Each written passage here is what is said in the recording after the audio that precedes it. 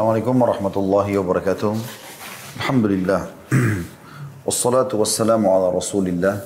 Segala puji dan puja kehadirat Allah subhanahu wa ta'ala. Berikan salawat dan taslim kepada Nabi besar Muhammad sallallahu ala alihi wa sahbihi wasallam.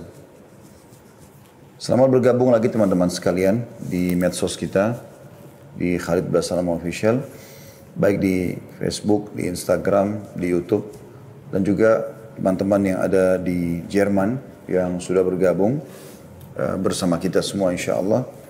Kita akan coba membahas mengejar Lailatul Qadar. Dan ini tentu ada alasan kenapa tema ini dipilih, karena memang kita sudah masuk di 10 terakhir Ramadan. Dan kita sudah melalui tadi malam ke-21. Sementara memang kalau kita mengumpulkan riwayat-riwayat hadis yang ada, menyebutkan tentang Lailatul Qadar itu terjadi di malam-malam ganjil di 10 terakhir Ramadan. Jadi semalam sudah lewat malam 21, akan ada insya Allah besok malam 23, lusahnya lagi setelah itu 2 hari, ya, ada malam 25, kemudian malam 27 dan malam 29. Walaupun pendapat yang setelah kami kumpulkan semua umumnya tulisan tentang masalah ini lebih kuat tertuju kepada malam 27 atau sering kali terjadi di malam 27, tapi bukan mustahil dia berputar di malam-malam ganjil tersebut. Baik teman-teman sekalian, surah yang sangat masyhur dalam Al-Quran perlu kita bacakan terlebih dahulu karena memang surah inilah yang menjadi sebab juga bahasannya. Surah Al-Qadr yang sangat masyhur, 5 ayat. A'udzu billahi minasyaitonir rajim. Bismillahirrahmanirrahim. Inna anzalnahu fi lailatul qadr. Sesungguhnya kami benar-benar telah menurunkan Al-Quran pada malam Qadr itu. Dan Qadr artinya kemuliaan. Sebagian ulama mengatakan kemuliaannya karena turunnya Al-Quran. Wa ma adraka ma lailatul qadr. Apakah kalian tahu apa itu malam kemuliaan? Lailatul Qadri khairun min alfi syahr. Malam kemuliaan itu lebih baik daripada 1000 bulan. Tanazzalul malaikatu warruhu fiha biidni rabbihim min kulli amr. Pada malam itu turunlah semua malaikat-malaikat dan juga dipimpin atau pemimpin mereka Ruh atau Jibril dengan izin Tuhan mereka untuk menyelesaikan semua perkara. Salamun hiya hatta matla'il fajr. Dan dia akan penuh dengan kesejahteraan malam itu sampai terbitnya fajar. Teman-teman sekalian, di sini kita bisa lihat dari ayat ini. Kita bahas dulu 5 ayat ini. Ada penyebutan atau keutamaan tentang Al-Quran. Jadi surah ini sebenarnya turun fokus menjelaskan tentang masalah Al-Quran. Karena pada malam itulah Allah subhanahu wa ta'ala menurunkan Al-Quran. Pertama kalinya turun Al-Quran. Dan karena itu dikatakan dia qadar, punya kemuliaan. Dan saking mulianya Al-Quran, sampai-sampai ini berjalan terus kemuliaannya sampai hari kiamat. Jadi setiap terjadi malam Al-Qadr, yang berputar di malam-malam ganjil dan mayoritas terjadi di malam 27 tadi saya katakan, maka itu terus sampai menjelang hari kiamat dianggap malam mulia. Makanya Allah memberikan kedudukan tersendiri malam itu sampai semua amal yang dikerjakan akan lebih baik daripada 1000 bulan. Kemudian saking meriahnya malam itu sampai para malaikat dan Jibril pun disuruh turun oleh Allah subhanahu wa ta'ala ke bumi untuk menyelesaikan semua perkara-perkara, menentukan takdir-takdir. Dan itu malam itu akan penuh dengan kesejahteraan. Maknanya tidak akan pernah ada syaitan yang bisa membuat kejahatan pada malam itu sampai pagi. Malam ini teman-teman sekalian yang sedang kita bahas adalah malam yang lebih baik daripada 1000 bulan. Kata Mujahid, seorang tabi'in yang masyhur, bahwa yang dimaksud lebih baik daripada 1000 bulan yaitu malam Lailatul Qadar lebih baik dari 1000 bulan dari sisi amalan-amalan soleh. Apakah itu puasa, sholat, dan itu lebih baik daripada kita mengerjakannya selama 1000 bulan berturut-turut. Dan juga beliau mengatakan bisa bermakna 1000 bulan lebih baik daripada malam selain Lailatul Qadar. Oleh karena itu teman-teman sekalian, kita sangat dianjurkan untuk mengerjakan banyak perbuatan di malam itu. Akan kita paparkan insya Allah di puncak bahasan kita tentang masalah amalan-amalan apa yang harus kita kerjakan. Tapi kita harus renungi dulu malam yang sedang kita bahas memang lebih baik daripada 1000 bulan. Maknanya, kalau teman-teman sempat mengucapkan Subhanallah pas Lailatul Qadar, dan saya perlu titik beratkan, kalau seandainya kita masih hidup insya Allah dan semoga Allah panjangkan umur kita, di 10 terakhir Ramadan ini berarti kita pasti melalui Lailatul Qadar. Hanya saja siapa yang mendapatkan taufik dari Allah untuk bisa mengerjakan amal soleh pada saat itu. Banyak orang hanya menghabiskan dengan tontonan-tontonan, menghabiskan waktu dengan hal-hal yang sia-sia gitu kan. Nongkrong-nongkrong di pinggir jalan, ngobrol kosong gitu kan. Kalau bukan di masa pandemi seperti ini, banyak sekali mereka habiskan di pasar-pasar hanya untuk mencari baju lebaran. Dan ini semua disayangkan sekali. Oleh karena itu nanti kita akan jelaskan insya Allah di jenis-jenis amalan yang dikerjakan oleh Nabi SAW dan para sahabat, para salafus salih, ya, bagaimana mereka fokus justru di 10 terakhir itu dengan ibadah-ibadah. Dan bukan di pasar, bukan di jalan, sebagaimana banyak kaum muslimin lakukan itu. Dan di malam ini selain 1000 bulan teman-teman sekalian, juga turunnya malaikat. Dan ini tidak sembarangan untuk malaikat turun. Apalagi Allah SWT juga menyuruh Jibril untuk turun. Sebagaimana Allah katakan, tanazzalul malaikatu warruhu fiha bi'idni rabbihim min kulli amr. Malaikat turun ke muka bumi itu menandakan bahwa malam tersebut atau banyak keberkahannya dengan membawa rahmat dari Tuhannya. Malaikat setiap kali turun tentu membawa keberkahan dan rahmat. Sebagaimana malaikat membawa keberkahan ketika mendatangi halaqah ilmu. Sampai-sampai mereka meletakkan sayapnya karena ridho kepada para penuntut ilmu. Syaitan juga tidak bisa berbuat apa-apa sebagaimana sudah saya singgung sedikit tadi. Diambil daripada firman Allah SWT, salamun hiya hatta matla'il fajr. Malam itu adalah malam kesejahteraan sampai terbitnya fajr. Dan kata Mujahid, syaitan tidak bisa melakukan kejelekan atau mengganggu manusia pada malam tersebut sampai terbit matahari. Ini adalah tafsir diambil dari tafsir Al-Quran Al-Azim punya Ibnu Katsir jadi 7 halaman 610. Ibnu Zaid dan juga Qatadah berkata pada malam Lailatul Qadar hanya ada kebaikan saja, tidak akan ada kejelekan sampai terbit fajar. Juga sama disebutkan dalam tafsir Ibnu Katsir jadi 7 halaman 611. Pada malam itu juga, ini malam mulia sekali, Allah Subhanahu wa taala tentukan takdir, ajal dan rezeki. Ibnu Katsir menyebutkan perkataan Qatadah dan ulama lain bahwasanya pada malam Lailatul Qadar diatur berbagai macam urusan. Ketika itu ajal dan berbagai rezeki ditetapkan. Hal itu sesuai atau sejalan dengan firman Allah di ayat lain surah Dukhan ayat 4. Surah Dukhan ayat 4 yang bunyinya A'udzu billahi minasyaitonir rajim fiha yufraqu kullu amrin hakim. Pada malam itulah dijelaskan dan ditetapkan segala urusan yang penuh dengan hikmah.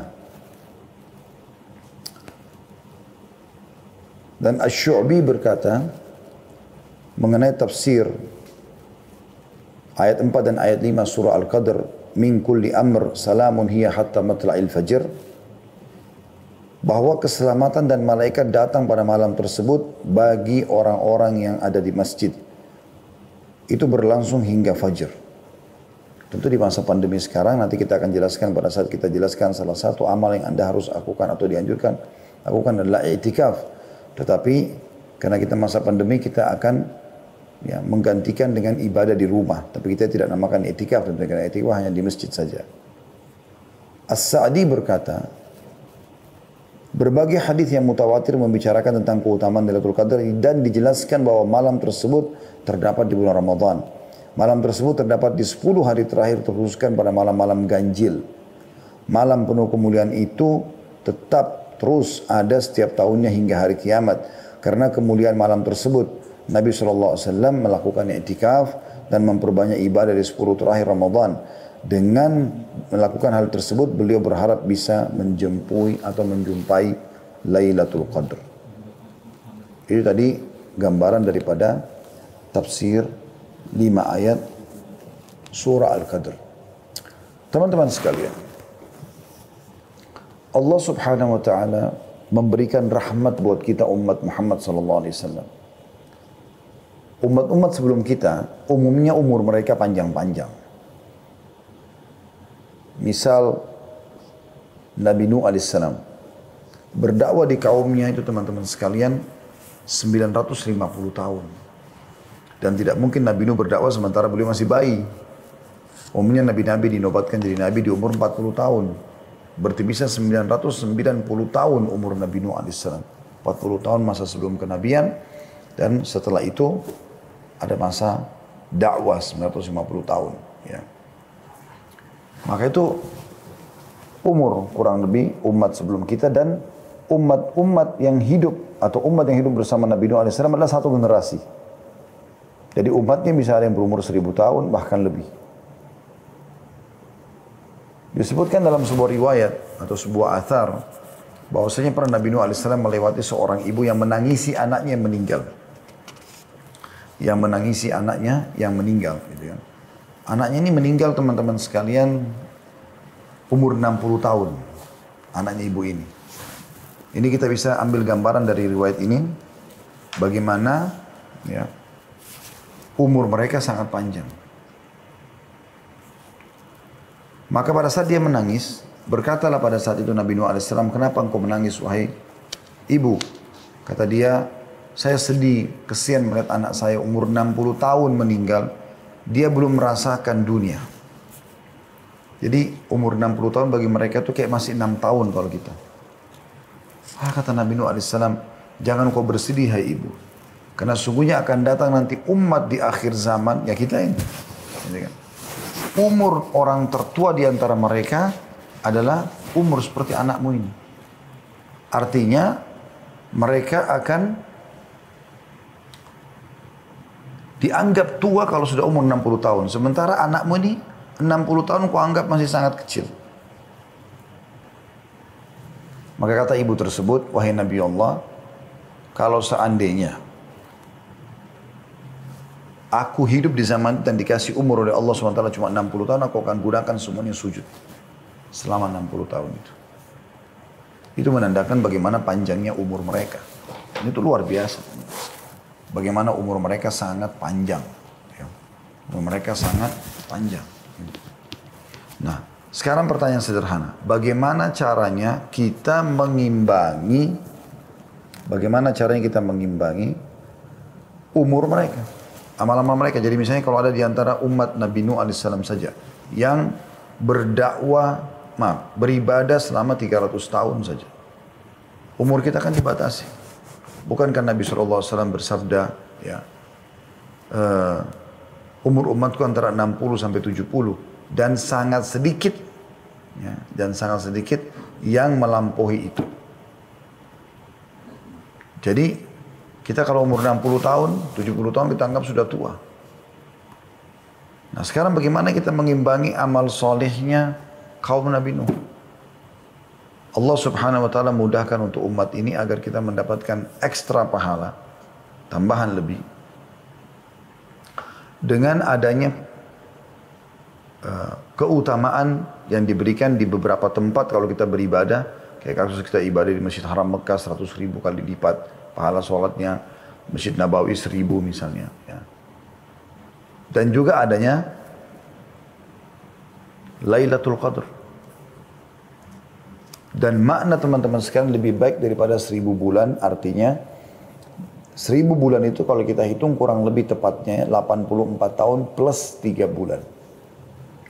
Artinya sama ibadah apapun yang kita kerjakan di waktu itu dengan 83 tahun plus 4 bulan. Contoh, Teman-teman mengatakan subhanallah. Pas Lailatul Qadar, pahalanya sama dengan subhanallah diucapkan selama 83, 18 bulan. Atau 1000 bulan. Dia mengatakan astagfirullah sama dengan astagfirullah selama 1000 bulan. Dia sedekah, ya, misalnya dengan sebagian hartanya. Maka dia sama dengan bersedekah misalnya 1 juta rupiah. Sama dengan dia bersedekah 1 juta rupiah itu selama 83 tahun plus 4 bulan. Dia membuka puasakan orang. Dia bakti sama orang tua. Dia jenguk orang sakit. Apa saja. Dia membantu orang susah. Menghilangkan kesedihannya, bisa menghiburnya. Dan segala macam hal yang dia kerjakan. Kalau di Lailatul Qadar, maka semuanya tentu akan dilipat gandakan sama dengan 1000 bulan. Anda bisa bayangkan itu.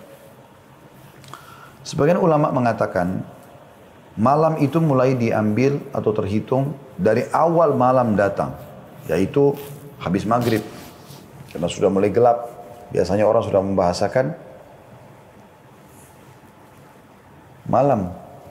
Begitu juga sampai dia pagi hari, berarti memang betul-betul sampai subuh. Gitu kan.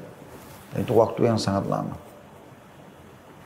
Berarti Anda, insya Allah biidznillah kita berharap pada saat membuka puasakan orang, berarti Anda sudah dapat pahala itu. Insya Allah, kita berharap itu. Anda kalau ya membaca Al-Quran, berzikir, bersedekah, apa saja amal yang kita kerjakan, lebih baik daripada 1000 bulan. Dan ini luar biasa.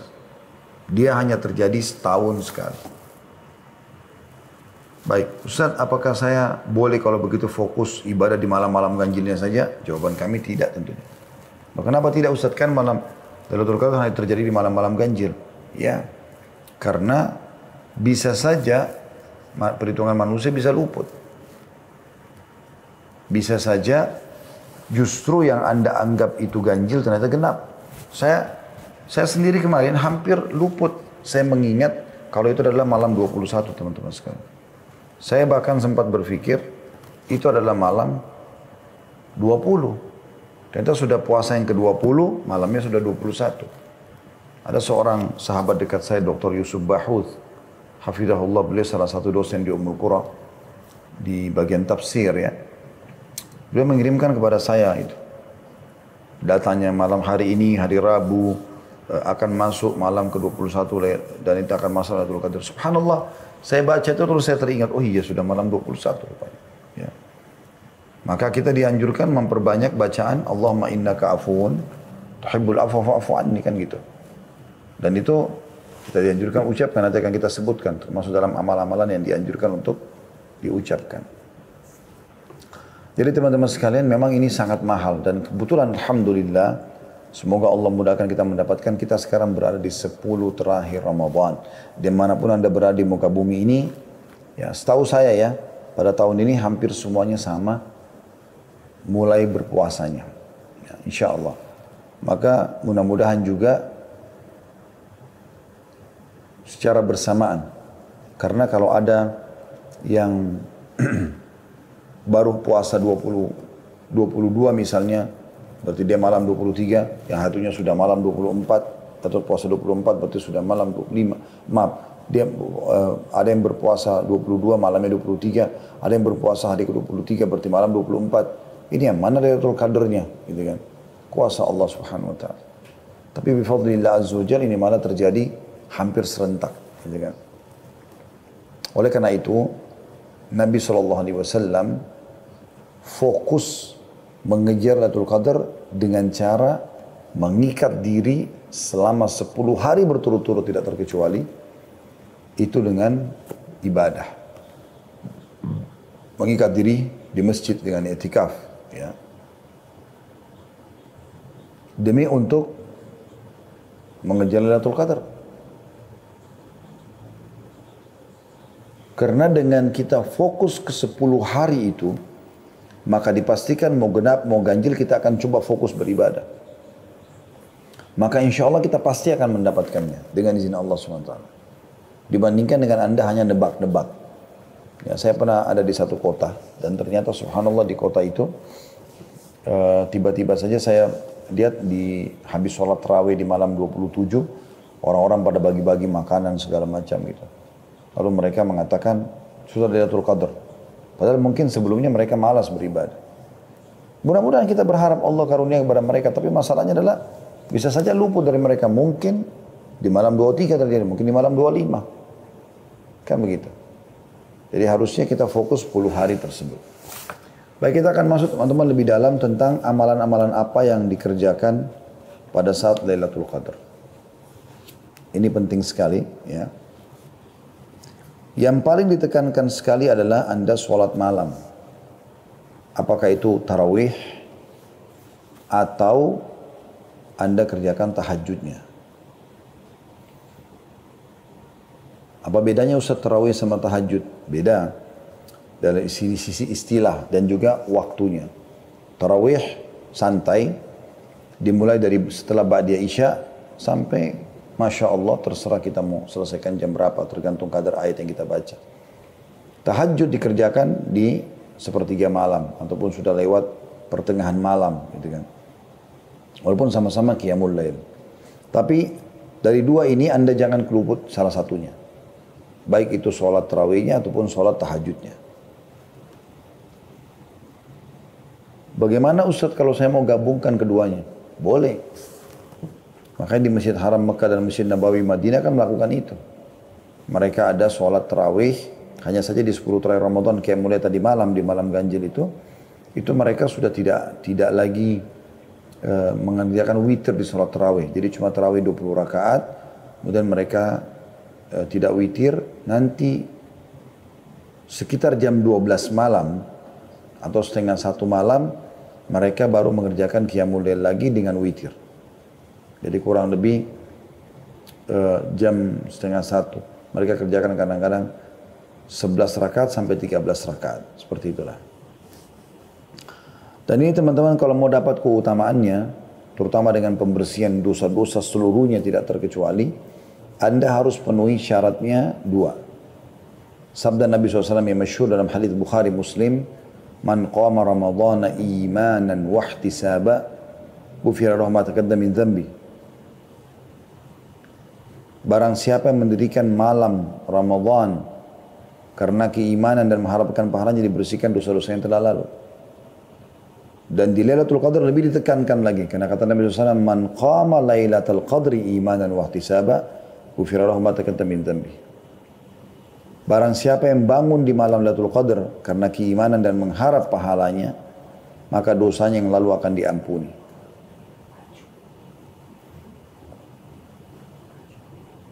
Sebagian ulama menghubungkan antara seseorang mendapatkan Lailatul Qadar dengan niat ikhlasnya. Kapan dari awal dia berharap sekali Allah berikan Lailatul Qadar, maka Allah akan mudahkan. Imam Nawawi rahimahullah berkata, aku sangat menunggu Lailatul Qadar dan satu waktu aku lagi tertidur di malam ganjil, dan kebetulan atap rumahku terdiri dari pelapa-pelapa kurma, jadi ada celah-celahnya gitu kan. Dan pada saat aku lagi tidur ada cahaya bulan yang sangat terang menerpa wajahku, dan aku pun melihat ke lubang dan aku lihat bulan sangat terang, maka aku pun bangun untuk mengerjakan salat malam, dan aku yakin itu adalah malam Lailatul Qadar. Rasulullah SAW senantiasa mencari malam Lailatul Qadar dan memerintahkan sahabat untuk mencarinya. Beliau membangunkan keluarganya pada malam 10 terakhir dengan harapan mendapat malam Lailatul Qadar. Dalam Musnad Imam Ahmad dari Ubadah radhiyallahu anhu bahwasanya Rasulullah SAW bersabda, Man qama ibtigha'aha thumma waqa'at lahu ghufira lahu ma taqaddam min dhanbihi wa ma ta'akhkhar. Ini hadis mulia sekali. Sayangnya jarang disampaikan gitu ya. Kebanyakan hadis tadi yang sudah kita baca awal. Hadis ini bunyinya, barang siapa yang bangun sebagai usaha untuk mendapatkan malam Lailatul Qadar, lalu ia benar-benar mendapatkannya, niscaya akan diampuni dosa-dosanya yang lalu dan yang akan datang. Ini luar biasa. Satu malam ini mulia benar.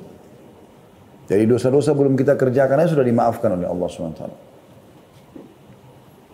Imam An-Nasai meriwayatkan seperti itu. Al-Hafidh Ibn Hajar berkata, sanadnya sesuai dengan syarat sahih. Ya.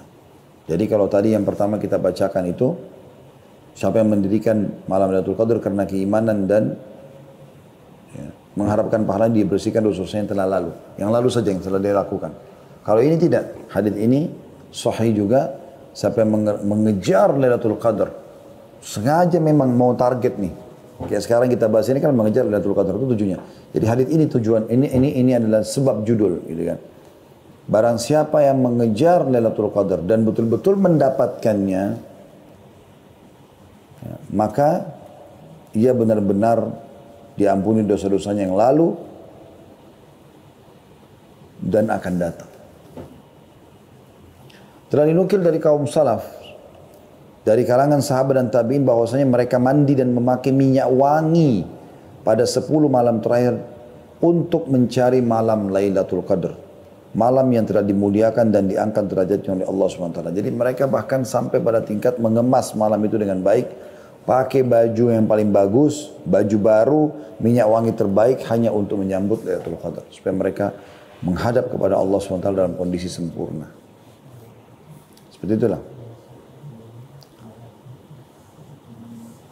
Jadi orang-orang yang suka nyanyiakan waktunya, umurnya, kejar apa yang terluput dalam hidupmu dengan Lailatul Qadar. Ya. Sebab malam ini adalah pengganti umur. Belum tentu umur kita sampai 1000 bulan. Dan insya Allah mudah-mudahan lebih dari itu. Tetapi permasalahannya, banyak orang yang tidak sampai ke situ. Memang umurnya sudah dipatok oleh Nabi SAW antara 60 sampai 70. Walaupun lebih, sangat sedikit. Maka dia seperti pengganti umur kita semuanya dengan beramal saleh pada saat itu. Taubat pun seperti taubat 1000 bulan. Barang siapa yang tidak mendapat kebaikan pada malam itu, niscaya mereka manusia yang paling rugi. Dan malam ini sekali lagi berjalan atau datang di 10 akhir Ramadan dan lebih banyak terjadi di malam-malam ganjil. Berdasarkan hadis dan sering kali terjadi di malam 27. Tapi tidak harus dipatok di situ ya. Berdasarkan riwayat Muslim dari Ubay bin Ka'ab radhiyallahu anhu bahwasanya ia berkata, demi Allah sungguh aku mengetahui datangnya malam itu. Yaitu pada malam yang Rasulullah SAW memerintahkan kami untuk menghidupkannya. Tepatnya pada malam ke-27. Sampai-sampai Ubay radhiyallahu anhu bersumpah untuk hal itu. Beliau berkata, aku dapat mengenalnya melalui tanda-tanda dan alamat yang diberitakan Rasulullah SAW kepada kami. Yaitu matahari terbit tanpa cahaya yang menyilaukan pada pagi harinya. Jadi ini Ubay bin Ka'ab kata sebagian ulama kemungkinan coba menjelaskan ya, tentang kondisi beliau pada saat itu. Jadi beliau memang disuruh Nabi SAW untuk mengerjakan ibadah dengan para sahabat dan pas malam 27. Maka beliau berpatokan itu adalah malam Lailatul Qadar. Walaupun secara umum pendapat ulama mengatakan berputar di seluruh malam-malam ganjil. Itu amalan yang pertama yaitu sholat. Memperbanyak sholat, ya, terutama sholat malam. Bahkan tadi dianjurkan agar bisa mandi khusus untuk malam itu dan memakai wangi-wangian serta baju terbaik. Yang kedua, kita banyak mengucapkan doa yang diajarkan Nabi SAW kepada istrinya yang dicintai kekasih Nabi SAW, Aisyah radhiyallahu anha. Beliau berkata, wahai Rasulullah, apa yang akan aku baca bila bertepatan pada malam itu, Lailatul Qadar?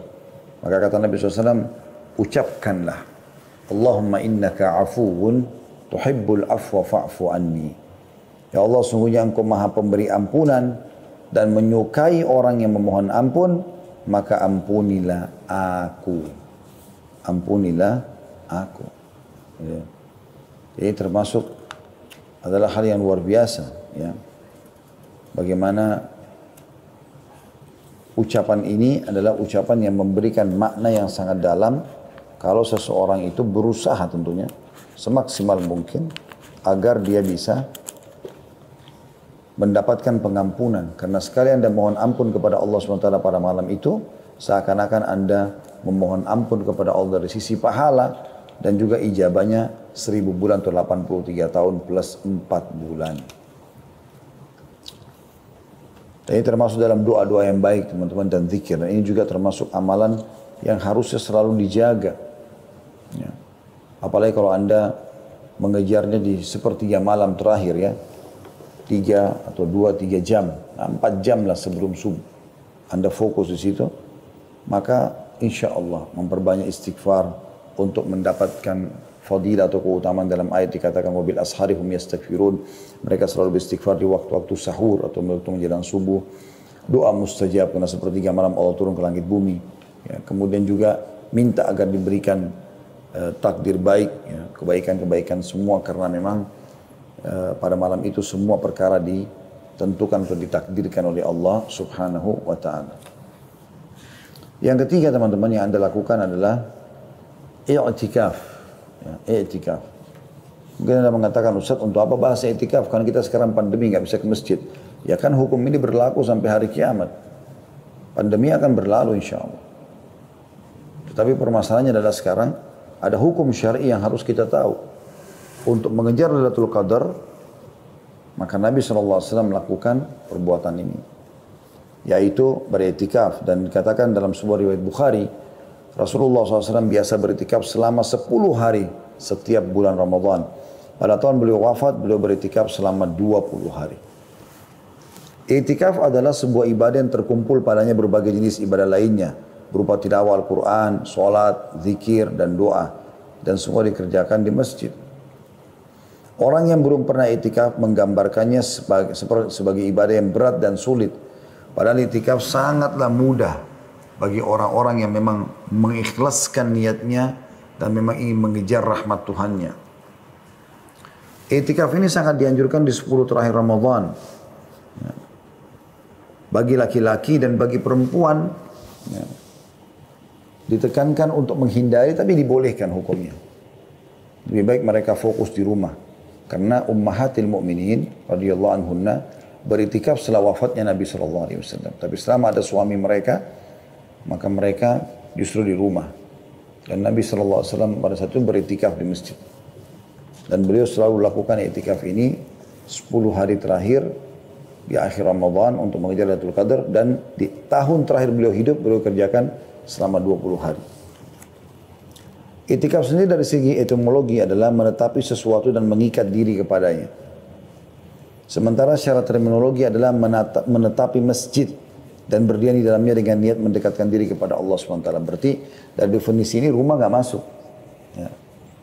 Rumah nggak bisa kita katakan saya beriktikaf di rumah. Kan sekarang pandemi nggak bisa. Ya. Ini hanya berlaku di masjid.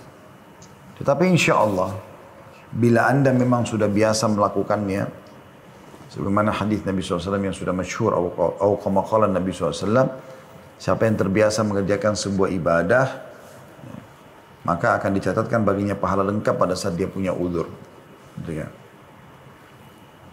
Jadi insya Allah Anda akan diberikan pahala iktikaf walaupun Anda tidak beriktikaf di tahun ini ya. Ibnu Qayyim rahimahullah menjelaskan beberapa hikmah iktikaf itu sendiri. Kelurusan hati dalam perjalanannya menuju Allah, kata beliau, sangat bergantung kepada kuat tidaknya hati itu berkonsentrasi mengingat Allah SWT dan merapikan kekusutan hati serta menghadapkannya secara total kepada Allah SWT. Sebab kekusutan hati hanya dapat dirapikan dengan menghadapkan secara total kepada Allah. Perlu diketahui bahwasanya makan dan minum yang berlebihan, kepenatan jiwa dalam berinteraksi sosial, terlalu banyak berbicara dan tidak tidur akan menambah kekusutan hati. Maksudnya kurang tidur ya. Bahkan dapat mencerai-beraikannya. Dan menghambat perjalanan menuju Allah SWT atau melemahkan langkahnya. Maka konsekuensi rahmat Allah yang maha perkasa lagi maha pengasih terhadap hamba-hambanya, Allah SWT mensyariatkan ibadah puasa atas mereka untuk menghilangkan kebiasaan makan dan minum secara berlebihan. Ya. Serta membersihkan hati dari noda-noda syahwat dan menghalangi perjalanan menuju Allah Subhanahu wa taala. Iktikaf hanya akan membersihkan hati dan akan membuat kita terpaut dan terikat dengan rumah Allah yang biasanya sangat jarang didatangi. Allah Subhanahu wa taala menyebutkan tentang iktikaf dalam surah Al-Baqarah ayat 125 yang bunyinya A'udzu billahi minasyaitonir rajim an tahhira baitiya lit-ta'ifin wal 'akifin war ruk'is sujud. Bersihkanlah rumahku. Allah SWT berfirman kepada Ibrahim dan Ismail alaihi wassalam, bersihkanlah rumahku, Ka'bah, untuk orang-orang yang tawaf, yang i'tikaf, mengikat diri di masjid, yang ruku dan juga yang sujud. Dan dalam sebuah hadis yang diriwayatkan Imam Bukhari, Abu Hurairah berkata, radhiyallahu anhu, Rasulullah SAW biasa beritikaf selama 10 hari pada setiap bulan Ramadan. Jadi masuk mulai dari puasa 19 berarti malam 20, terus sampai subuh Idul Fitri. Makanya dianjurkan juga oleh para ulama agar melakukan i'tikaf di masjid yang jami', yang ada Jumatnya, ada sholat idnya. Ya. Tapi kalau Anda cuma bisa melakukannya hanya sampai malam lebaran, atau Anda cuma bisa melakukannya beberapa hari saja, ya, maka itu juga masuk dalam istilah i'tikaf, tapi tentu beda kadar pahalanya. Dan di tahun atau pada tahun di mana beliau wafat, maka beliau beritikaf selama 20 hari. Aisyah juga berkata radhiyallahu anha, Rasulullah SAW biasa beritikaf pada setiap bulan Ramadan. Manakala selesai sholat subuh, beliau segera memasuki tempat i'tikafnya. Ya. Hadis ini riwayat Bukhari Muslim. Disebutkan juga dalam riwayat lain hingga beliau juga beritikaf pada 10 terakhir bulan Syawal. Diriwayatkan oleh Bukhari Muslim. Riwayat ini memberikan penjelasan kepada kita sebenarnya i'tikaf boleh juga dikerjakan walaupun bukan di bulan Ramadan. Karena Nabi SAW pernah kerjakan juga di bulan Syawal sebagaimana riwayat Bukhari Muslim. Tapi yang diprioritaskan adalah di 10 terakhir Ramadan karena mengejar Lailatul Qadar tadi. Juga Aisyah menuturkan radhiyallahu anha, Rasulullah SAW biasa beritikaf pada 10 hari terakhir bulan Ramadan. Hal itu beliau lakukan hingga beliau wafat. Lalu setelah beliau wafat, para istri-istri beliau juga melakukannya sepeninggal mereka atau beliau, sepeninggal beliau. Hadis riwayat Bukhari Muslim. Artinya perempuan boleh beriktikaf, tapi harus dipastikan iktikaf di masjid karena dia nginap selama 24 jam. Ya, bahkan makan dan minumnya pun di masjid gitu kan. Cuma dia jaga kebersihan masjid. Maka ini bagian daripada syariat. Tetapi seorang istri harusnya tidak mengerjakannya selama suaminya masih ada sampai suaminya wafat. Atau memang suaminya mengajak dia bersama-sama untuk i'tikaf, itu lain. Ya. Dan teman-teman sekalian, tentu i'tikaf tidak harus dipaksakan karena dia hukumnya sunnah muakkadah. Tetapi misalnya kalau seseorang memang tidak bisa tinggal di masjid, kayak kasus sekarang juga termasuk kita pandemi. Walaupun Anda belum pernah i'tikaf, sekarang sudah dengar, oh ternyata punya keutamaan banyak sekali i'tikaf. Saya juga mau i'tikaf misalnya. Anda sudah niatkan begitu, insya Allah dicatatkan pahalanya oleh Allah Subhanahu Wa Taala. Dicatatkan pahala. Jadi tidak usah khawatir. Itu. Walaupun kita tidak bisa i'tikaf di masjid sekarang, tapi hukum ini kan Anda pelajari supaya Anda bisa terapkan di tahun-tahun yang akan datang. Ya, seperti itulah kurang lebih. Pada saat i'tikaf, Anda sangat dianjurkan untuk memperbanyak ibadah, terutama sholat tadi. Nah, kemudian tilawah Al-Quran, membaca buku-buku ahli ilmu, halaqah majlis ilmu kalau ada yang dibuat oleh ulama di masjid yang kebetulan i'tikaf. Menjauhkan diri dari segala macam ya, perkataan sia-sia, mencela, mencaci maki, tontonan-tontonan yang tidak baik. Ya. Berdiam di tempat i'tikaf berdasarkan riwayat Imam Muslim dari Nafi'. Ia berkata, Abdullah bin Umar menunjukkan kepadaku tempat yang dipakai Rasulullah SAW beritikaf dalam masjid. Dan beliau tidak keluar sama sekali. Sampai pernah kedatangan istrinya saja, Sofia, lalu Nabi SAW temui di masjid. Nabi tidak pulang ke rumah. Nanti pada saat sudah mau pulang baru beliau antar untuk menjaga saja atau berjaga-jaga keamanan. Habis itu beliau kembali lagi ke dalam masjid. Banyak juga orang i'tikaf sebenarnya dijadikan ajang untuk tidur aja terus. Jadi cuma pindah dari rumahnya ke masjid. Tapi di masjid tidak seperti itu, harusnya dia aktif. Istirahat boleh, tapi jangan sampai luput ya perbuatan-perbuatan kebaikan yang harus Anda lakukan dari zikir, dari berdoa, dari bertobat dan seterusnya. I'tikaf kalau Anda sedang i'tikaf bisa ada beberapa hal yang dibolehkan. Yang pertama, keluar dari tempat i'tikaf untuk suatu keperluan yang mendesak. Berdasarkan hadis sahih dari Aisyah radhiyallahu anha, ia berkata, tuntunan bagi orang yang i'tikaf untuk tidak menjenguk orang sakit, tidak menghadiri penyelenggaraan jenazah, tidak menyentuh dan mendekati para istri, tidak keluar dari tempat itikaf kecuali untuk suatu keperluan mendesak. Hadis riwayat Abu Daud dan dikatakan oleh Ibnu Hajar para perawinya tidak bermasalah. Kalau darurat sekali, Anda tidak masalah keluar. Pernah juga Hasan Basri rahimahullah mengirim informasi kepada murid-muridnya untuk mendatangi seseorang yang sedang sakit. Jadi supaya jenguk dan hibur dia gitu. Rupanya ada satu muridnya, kalau tidak salah namanya lupa juga, nama muridnya Hasan Basri ini. Di masjid, dia juga orang soleh. Hasan Basri titip supaya pergi jemput juga orang itu di masjid. Waktu mau dijemput, rupanya mereka bilang gitu.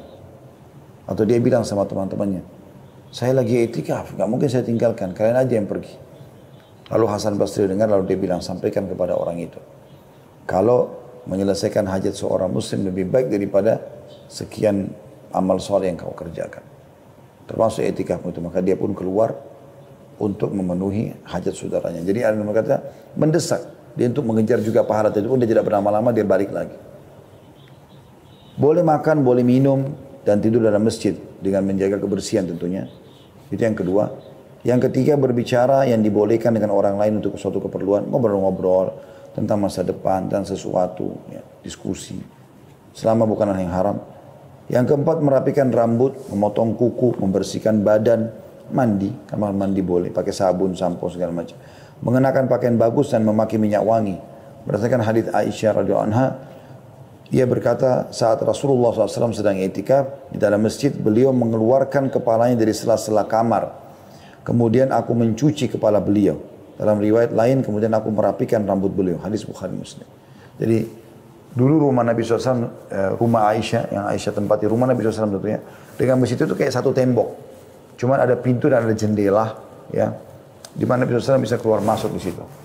Maka waktu lagi itikaf, Nabi SAW sandar ke tembok itu, kemudian memasukkan kepalanya ke dalam rumah alaihissalatu wassalam.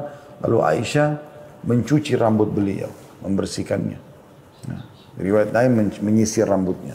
Berarti kan memang tetap harus menjaga kebersihan, bukan berarti kita tinggal di masjid lalu tidak mandi, tidak bersihin badan, tidak ganti baju. Ya. Boleh juga kalau ada istri yang menjenguk, datang atau anak-anak diantar pulang. Kalau dikhawatirkan ada bahaya yang akan menimpa mereka. Sebagaimana pernah terjadi waktu Sofia mengunjungi Nabi SAW, maka beliau pun mengantar pulang Sofia. Hadis yang masyhur, hadis Bukhari Muslim.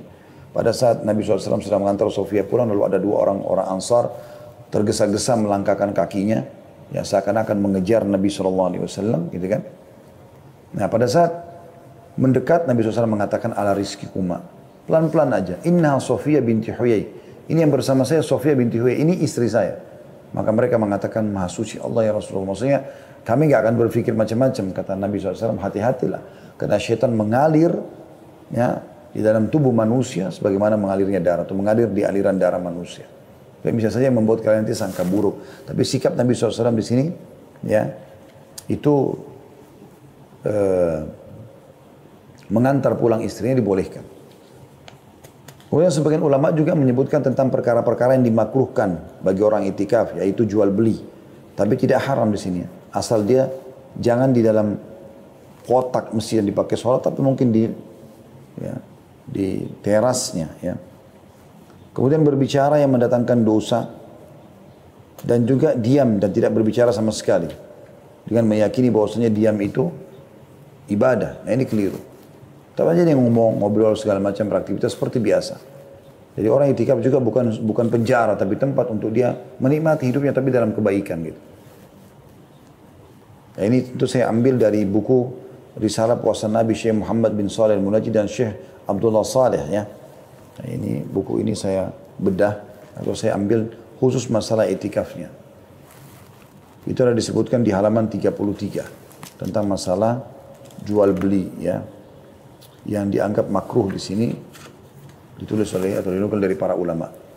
Kemudian perkara-perkara yang membatalkan itikaf juga ada.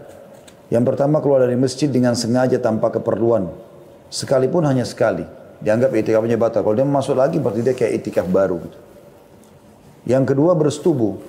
Kalau dia pulang ke rumahnya dia biologi sama istrinya, maka dianggap batal itikafnya. Yang ketiga, gila dan mabuk. Yang keempat, haid dan nifas bagi kaum wanita, kalaupun dia itikaf, disebabkan hilangnya syarat bersuci, maka dia harus keluar dari masjid. Yang kelima murtad. Ya. Ini berarti sudah tidak ada lagi i'tikaf bagi dia. Kalau waktu memasuki i'tikaf dan waktu keluar, bila seseorang memasuki masjid dan berniat untuk takarrub ilallah atau mendekatkan diri kepada Allah Subhanahu wa taala, maka ia telah terhitung beritikaf hingga keluar dari masjid. Apabila ia meniatkan beritikaf pada 10 terakhir bulan Ramadan, hendaklah ia memasuki tempat i'tikaf sebelum matahari terbenam menjelang malam ke-21. Ya. Tadi saya keliru, saya luruskan. Tadi saya sempat bilang puasa ke-19 malam ke-20 ya. Tapi di sini disebutkan puasa ke-20 berarti malam ke-21 berarti kemarin ya. Dan meninggalkan tempat i'tikaf pada hari terakhir bulan Ramadan setelah matahari terbenam di malam lebarannya. Tapi ada juga yang mengatakan keluarnya di Idul Fitri itu lebih afdal. Jadi dia pagi hari habis subuh Idul Fitri atau sebelum subuh dia sudah mandi, dia sudah pakai baju bersih, subuh lalu dia tunggu sampai sholat Idul Fitri, kemudian baru dia pulang. Ada beberapa catatan penting yang disebutkan oleh para ulama. Yang pertama, bagi yang membatalkan i'tikaf sunnah yang telah ia lakukan, hendaklah menggantinya pada hari lain. Berdasarkan amalan Rasulullah SAW yang mengganti i'tikaf bulan Ramadan pada bulan Syawal. Sebagaimana yang telah disebutkan pada hadits Aisyah baru lalu ya. Atau baru tadi sudah disebutkan. Sementara bagi yang membatalkan nazar i'tikaf yang tengah dilakukannya, maka ia wajib menggantinya. Jadi kalau dia i'tikaf sunnah, maka sunnah juga dia menggantikan di bulan lain. Kalau itu adalah nazar, misalnya kalau saya sembuh penyakit saya mau ya i'tikaf di masjid 3 hari, maka ini dia harus melakukan. Kalau dia tidak bisa, dia masih sakit misalnya, maka dia wajib melakukan di hari lain. Tapi kalau sunnah, maka sunnah juga dikerjakan atau digantikan di hari lain. Itu yang pertama. Yang kedua, kaum wanita boleh beritikaf di dalam masjid jika terjaga dari fitnah dan diizinkan oleh suaminya jika bersuami ya, orang tuanya, ayahnya kalau belum menikah. Jika ia beritikaf tanpa izin suaminya, maka ia boleh diusir dari masjid tanpa ada perbedaan pendapat dalam masalah ini. Demikian dituturkan oleh An-Nawawi. Karena dia melanggar, dia nusyud, nggak boleh. Hukum-hukum yang berkaitan dengan i'tikaf bagi kaum lelaki juga berlaku bagi kaum wanita. Hanya saja i'tikaf kaum wanita otomatis batal jika mereka haid. Dan mereka boleh melanjutkannya jika sudah suci. Kalau masih pas 10 terakhir Ramadan ya. Dan hendaknya kaum wanita menirai tempat i'tikafnya dengan kemah dan memilih tempat yang tidak dipakai untuk sholat bagi kaum pria. Selanjutnya yang ketiga, barang siapa yang bernadar beritikaf di Masjidil Haram, Mekah, ia tidak boleh menunaikannya di masjid lain. Kalau misalnya dia nazar, dia mengatakan, saya kalau sembuh dari penyakit, saya mau i'tikaf 2 hari di Masjid Haram Mekah. Lalu sembuh betul, dia nggak boleh ganti masjid lain. Karena Masjid Haram lebih mulia daripada masjid yang lain, tidak bisa diganti. Jika ia bernazar beritikaf di Masjid Nabawi, ia wajib menunaikannya di Masjid Nabawi. Atau boleh di Masjidil Haram. Kenapa? Karena Masjid Haram lebih mulia daripada Masjid Nabawi. Maksudnya lebih banyak pahalanya. Jika ia bernazar beritikaf di Masjid Aqsa, maka ia boleh menunaikannya di salah satu dari 3 masjid. Masjid Haram Mekah, Masjid Nabawi atau Masjid Aqsa. Karena Masjid Aqsa keutamanya lebih di bawah lagi dari 2 masjid tadi. Sementara bagi yang bernazar beritikaf di selain 3 masjid tersebut dan tidak menentukan masjid tertentu, ia boleh menunaikannya di masjid mana saja. Tapi ini nazar ya. Karena nazar kan hukumnya wajib ditunaikan. Misalnya tadi saya kasih contoh, kalau saya sembuh penyakit, saya akan i'tikaf 2 hari di masjid ini dan itu. Misalnya. Sebab Allah SWT tidak menjadikan tempat tertentu untuk melakukan ibadah dan juga semua masjid sama saja keutamanya kecuali 3 masjid tersebut. Jadi kalau misalnya kita mengatakan saja kalau saya sembuh saya mau i'tikaf di masjid 3 hari. Dia tidak sebutkan masjidnya, maka di sini masjid manapun boleh dilakukan. Kata Syekh Muhammad di sini, wahai saudaraku, segeralah menghidupkan sunnah Nabi ini dan memasyarakatkannya di tengah-tengah keluarga, kerabat dekat, saudara-saudara dan teman-temanmu, serta di tengah masyarakatmu. Semoga Allah SWT menuliskan pahala bagimu dan pahala bagi orang-orang yang mengamalkannya. Dalam sebuah riwayat At-Tirmidzi, dan dinyatakan hasan olehnya, dari Kathir bin Abdullah, dari kakeknya bahwa Rasulullah SAW berkata kepada Bilal bin Harith, ketahuilah, ia bertanya, wahai Rasulullah, apa yang harus ku ketahui? Rasulullah SAW bersabda, man ahya sunnatan min sunnati qad umitat ba'di kana lahu minal ajri mithla man amila biha ghaira an yunqasa min ujurihim syai'a. Barang siapa yang menghidupkan salah satu sunnahku yang telah diabaikan, maka ia akan memperoleh pahala seperti orang yang mengerjakannya tanpa dikurangi dari pahala mereka sedikit pun. Di sisi lain, beberapa faedah yang dapat dipetik dari sunnah itikaf adalah pembinaan jiwa dan melatihnya dalam mengerjakan ketaatan. Hal ini sangat dibutuhkan oleh kaum muslimin, terutama secara khusus da'i. Tinggal 2 amal teman-teman sekalian, saya ringkaskan. Umrah secara umum di bulan Ramadan besar sekali pahalanya. Karena kata Nabi SAW dalam hadis Bukhari Muslim, umratun fi Ramadan ta'dilu hajjah. Pahala umrah di bulan Ramadan sama dengan haji bersamaku. Atau sama dengan ibadah haji, maaf. Saya ulangi, pahala umrah di bulan Ramadan sama seperti haji. Dan dalam riwayat lain ditambah hajjatan ma'i. Sama seperti menunaikan haji bersamaku. Tentu sekarang subhanallah masa pandemi lagi ditutup ya. Tapi kan ini baru sekarang. Saya pun setelah 45 tahun melalui hidup ini. Seingat saya dari saya balik mungkin ya. Yang saya mulai kenal Masjidil Haram. Setahu saya belum pernah ada halangan seperti ini. Ya, ini baru terjadi di masa kita lah istilahnya. Maka insya Allah tahun-tahun depan, Anda kalau bisa umroh cuma sekali seumur hidup, umrohnya di bulan Ramadan. Kalau bisa 2 kali setahun, maka satunya bulan Ramadan. Intinya kalau bisa berapa kali pun dalam setahun Ramadan jangan sampai luput. Ya, usahakan ini. Terutama kalau kita hubungkan dengan bahasan kita di malam Lailatul Qadar. Atau di malam ganjil. Makanya kita temukan di malam 27 itu luar biasa penuhnya. Penuhnya luar biasa Masjidil Haram itu. Ya. Luar biasa penuhnya, mengalahkan haji bahkan, gitu kan? Karena banyaknya orang yang mengenal atau mengejar Lailatul Qadar ini. Yang terakhir teman-teman sekalian yang kami tekankan adalah membaca Al-Quran. Membaca Al-Quran, karena ini memang baca Al-Quran mungkin kita sudah tahu semuanya, tapi sayangnya masih sangat sedikit orang yang memikirkannya. Al-Quran teman-teman sekalian bukan karangan seseorang, tetapi dia adalah kalamullah. Bulan Ramadan adalah bulan Al-Quran. Dan Lailatul Qadar, malam turunnya Al-Quran. Ini poin yang sangat penting. Kita semua dianjurkan memperbanyak membaca Al-Quran, mengkhatamnya. Di antara salafus soleh ada yang menyibukkan diri dengan hal-hal yang berkaitan dengan Al-Quran. Mulai membaca, mempelajari dan mentadaburinya. Bahkan malaikat Jibril alaihissalam memperdengarkan Al-Quran setiap malam kepada Rasulullah SAW di bulan Ramadan. Uthman bin Affan radhiyallahu anhu mengkhatam Al-Quran setiap hari pada bulan Ramadan. Jadi 30 kali khatam kalau 30 hari. Allah musta'an atas kekurangan kita. Semoga Allah mudahkan kita seperti beliau. Di antara salafus saleh ada yang mengkhatam Al-Quran dalam sholat tarawih tiap 3 malam sekali. Ada yang mengkhatam tiap 7 malam sekali. Ya. Dan ada yang mengkhatamnya setiap 10 malam sekali. Mereka selalu membaca Al-Quran baik di dalam sholat maupun di luar sholat. Dan Imam Syafi'i mengkhatam Al-Quran sebanyak 60 kali di luar sholat pada bulan Ramadan. 60 kali, ya berarti dalam satu hari 2 kali khatam, gitu kan? Karena Al-Quran itu sekitar 6.229 ayat, kurang lebih seperti itu ya.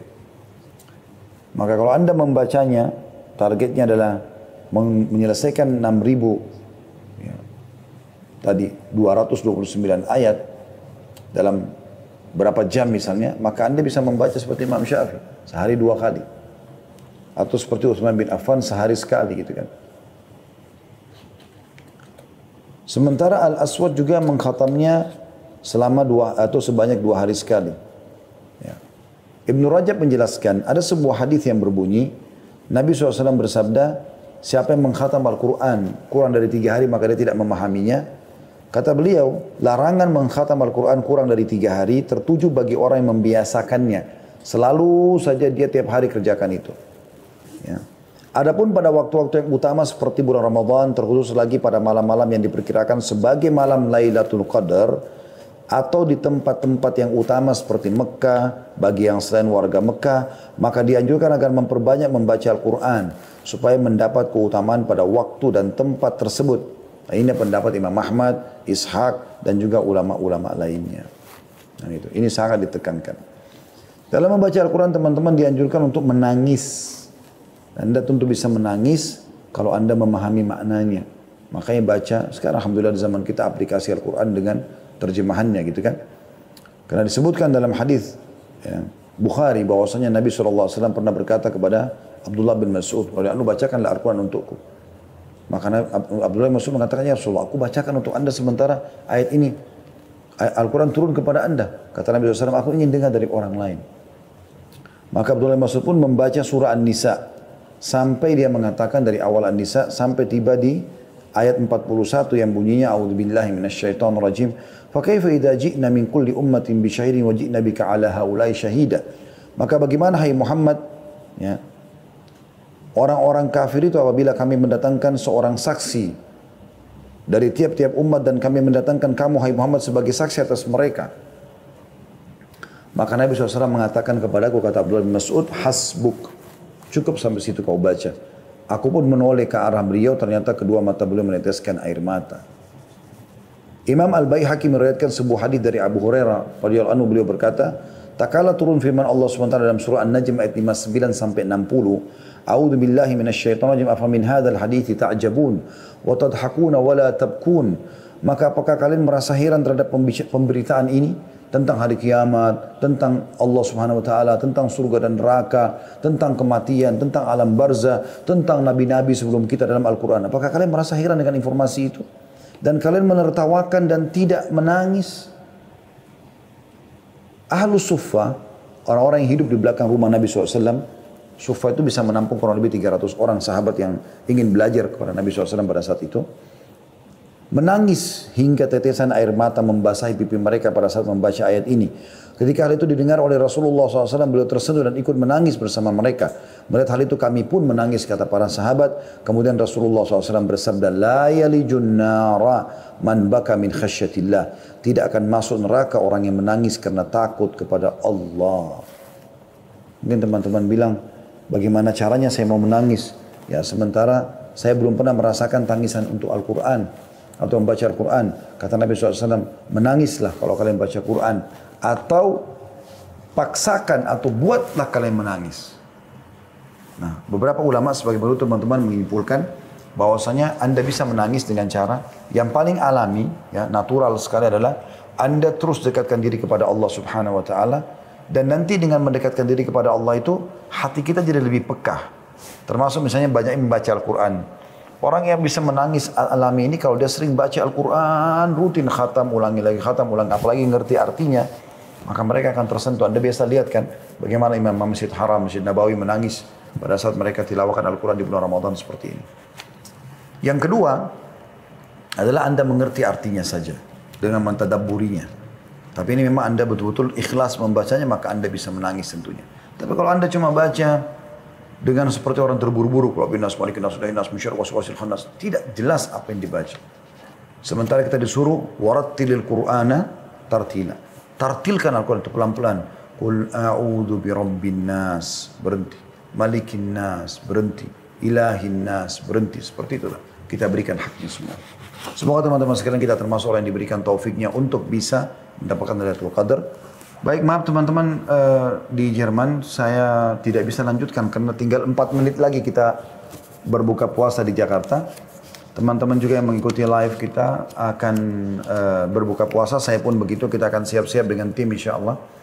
Jadi untuk itu saya mengundurkan diri dan saya berterima kasih kepada seluruh teman-teman yang sudah partisipasi. Insya Allah kita akan ketemu lagi di acara kita nanti malam. Anda bertanya, kami menjawab kurang lebih jam 20.00. Begitu saja teman-teman sekalian. Subhanakallahumma bihamdika asyhadu an la ilaha illa anta astaghfiruka wa atubu ilaik. Wassalamualaikum warahmatullahi wabarakatuh.